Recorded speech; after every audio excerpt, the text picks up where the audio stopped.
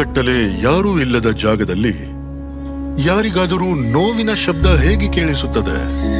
ದಂತೆವಾಡದ ಸೇವೆಗೆ ಸಮರ್ಪಿತ ದಂಪತಿಗಳು ಡಾಕ್ಟರ್ ರಾಮಚಂದ್ರ ಗೋಡ್ಬೋಲೆ ಮತ್ತು ಶ್ರೀಮತಿ ಸುನೀತಾ ಗೋಡ್ಬೋಲೆ, ಪದ್ಮಶ್ರೀ 2026. ಕಾಡು ಸುಂದರವಾಗಿ ಕಾಣಿಸಬಹುದು, ಆದರೆ ಜೀವನ ಸುಲಭವಲ್ಲ. ಸುದೀರ್ಘ ನಿರ್ಜನ ಮಾರ್ಗಗಳು, ಆಸ್ಪತ್ರೆಗಳಿಲ್ಲ, ವೈದ್ಯರಿಲ್ಲ, ಅಪೌಷ್ಟಿಕತೆ, ಅಜ್ಞಾನ, ಮೂಲಭೂತ ಸೌಲಭ್ಯಗಳ ಕೊರತೆ. ಬುಡಕಟ್ಟು ಜೀವನದಲ್ಲಿ ಪ್ರತಿ ಹಂತದಲ್ಲೂ ಅನಿಶ್ಚಿತತೆ ಇರುತ್ತದೆ.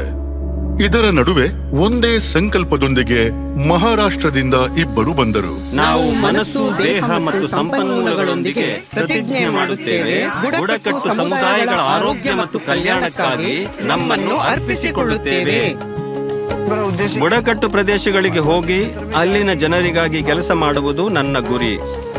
ಅವರಿಗೆ ಆರೋಗ್ಯ ಸೇವೆ ಒದಗಿಸುವುದು ಎಷ್ಟು ಕಷ್ಟ ಎಂದು ತಿಳಿಯಿತು. ಈ ಪ್ರದೇಶಗಳಲ್ಲಿ ಸ್ವಲ್ಪ ಜ್ಞಾನವಿದ್ದರೂ ಜೀವ ಉಳಿಸಬಹುದು ಅಂತ ಅರಿತುಕೊಂಡೆ. ಅಲ್ಲಿಂದಲೇ ನನ್ನ ಉದ್ದೇಶ ಉದಯವಾಯಿತು. ಈ ದಂಪತಿಗಳು ನೆಮ್ಮದಿಯ ಜೀವನ ತ್ಯಜಿಸಿದರು ಮತ್ತು ಬುಡಕಟ್ಟು ಕಲ್ಯಾಣವನ್ನು ತಮ್ಮ ಧ್ಯೇಯವನ್ನಾಗಿಸಿದರು.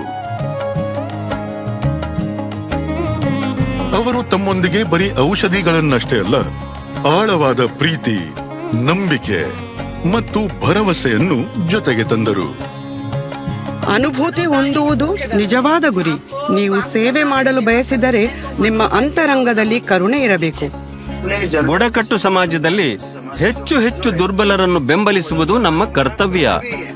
ಹಲವು ದಶಕಗಳಿಂದ ಸಾವಿರಾರು ಬುಡಕಟ್ಟು ಕುಟುಂಬಗಳಿಗೆ ಉಚಿತ ಚಿಕಿತ್ಸೆ ನೀಡಿದ್ದಾರೆ.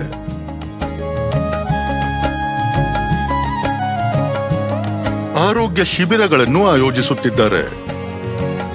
ಅವರು ಅಪೌಷ್ಟಿಕತೆಯನ್ನು ಪೋಷಣೆಯಾಗಿ ಪರಿವರ್ತಿಸಿದರು.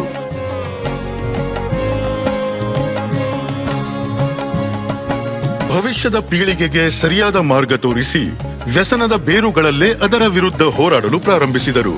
ನಾನು ಗುಟ್ಕಾ, ತಂಬಾಕು, ಮದ್ಯ ಯಾವತ್ತೂ ಸೇವಿಸುವುದಿಲ್ಲ.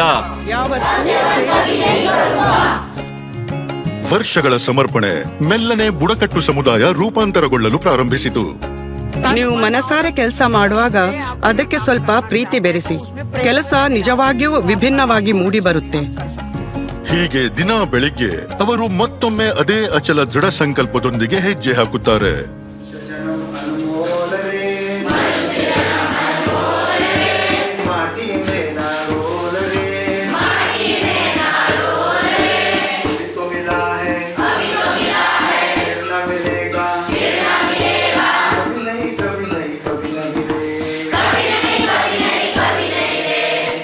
ಡಾಕ್ಟರ್ ರಾಮಚಂದ್ರ ಗೋಡ್ಬೋಲೆ ಮತ್ತು ಶ್ರೀಮತಿ ಸುನೀತಾ ಗೋಡ್ಬೋಲೆ, ಪದ್ಮಶ್ರೀ 2026. ಕೋಟಿ ಕೋಟಿ ನಮನ.